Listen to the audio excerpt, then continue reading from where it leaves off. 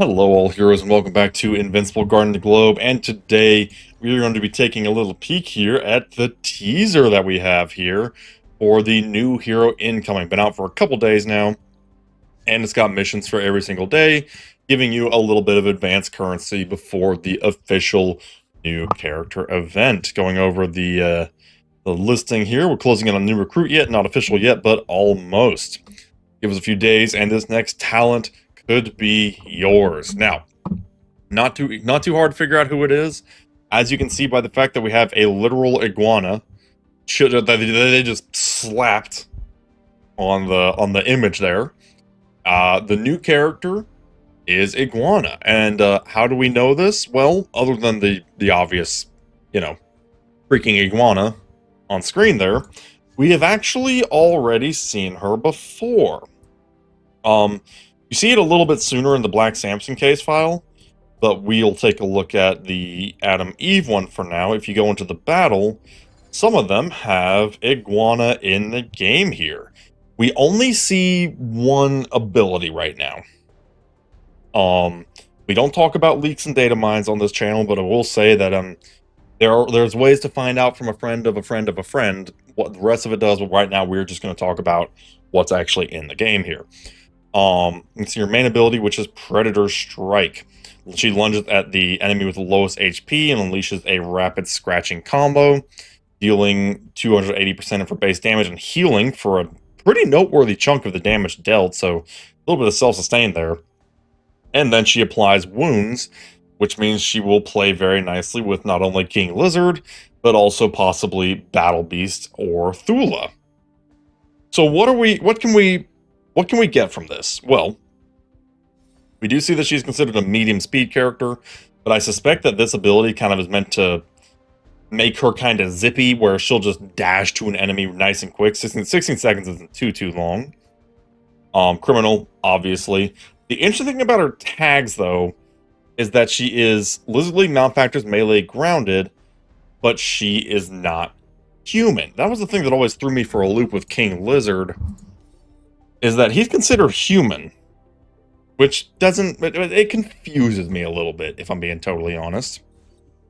But, Iguana is not. That's a good thing, because it means that she's not going to get totally obliterated by Anissa. I'm really rooting against my team here, because I love my Anissa, and she is literally the strongest character on my account right now. But would not catch me being surprised. Disappointed, sure, but not surprised if they nerfed her passive a little bit, or even made an artifact where maybe enemy passives have like less of an effect or something. I don't know. It's just like literally every character in the game is gimped if they are a human because of Anissa. And even though she is a little bit rare, she's not as rare as she once was. So, I mean, she's shown up in a couple events every now and then.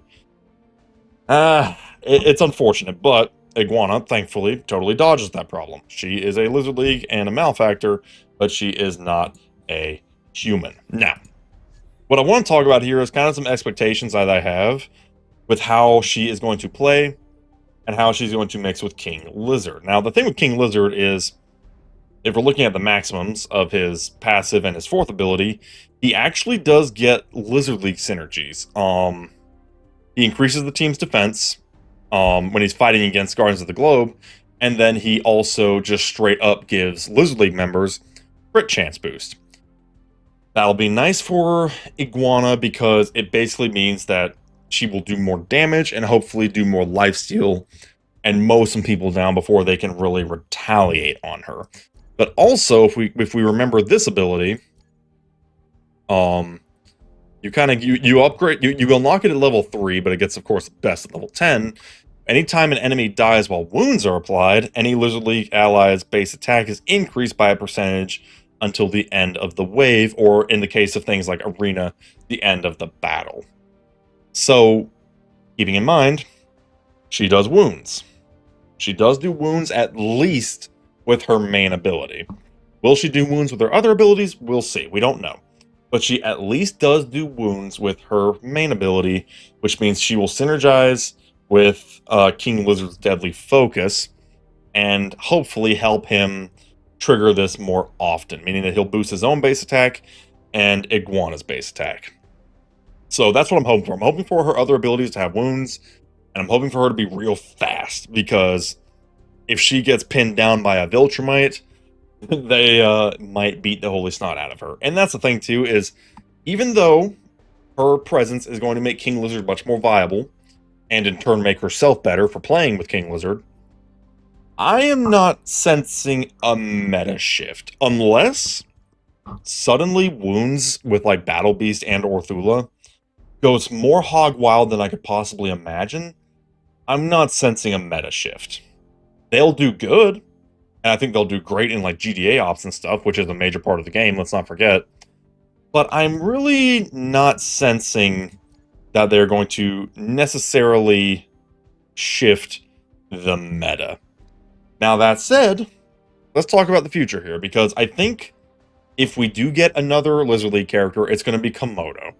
Because Komodo got a lot of action. I mean, he almost killed, he almost got the triple on Duplicate, Shrinking Ray, and Rexplode, and they pretty much only survived because of some serious level plot armor.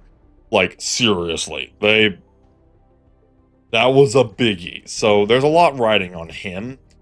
But here's what the team needs. The Lizard League team needs a defender that can taunt and taunt often. Because here's the kicker. Right now, both of the Lizard League characters are attackers. And they're pretty heavy attackers. Like, we know for a fact that King Lizard's main ability and his last ability do good damage. And we know for a fact that, at the very least, Iguana's main ability does pretty good damage, but also applies a chunky wound. So, 2 damage right there. We need a tank.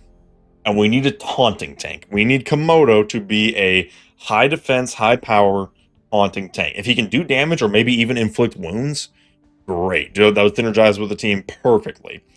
But he needs a taunt. We do not have a lot of taunts in the game.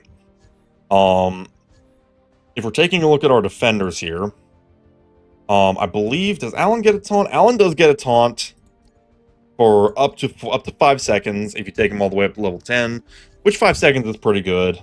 But the problem is you're not going to want to use Alan in this team because it just doesn't make sense. Titan gets a taunt for 5 seconds. He synergizes with the team a little bit better, but the biggest problem with him is that, well, he's Titan.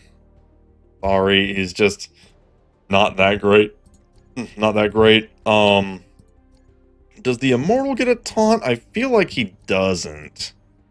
He gets a stun, but he does not get a taunt, which is unfortunate because he's one of the better defenders.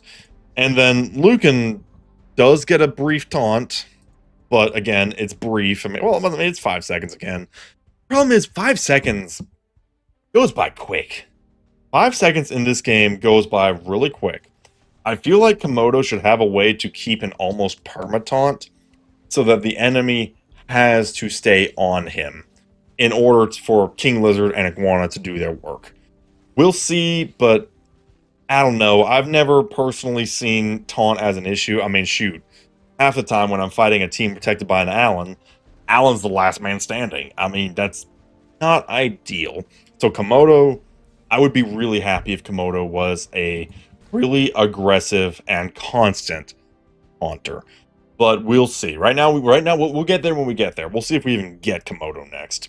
But for now, we are going to be getting Iguana very, very soon. And looks like she's going to synergize very nicely. But we will get to that in just a few days here. Let me know what you think of Iguana down in the comments below. And we shall see you next time. Have a good one.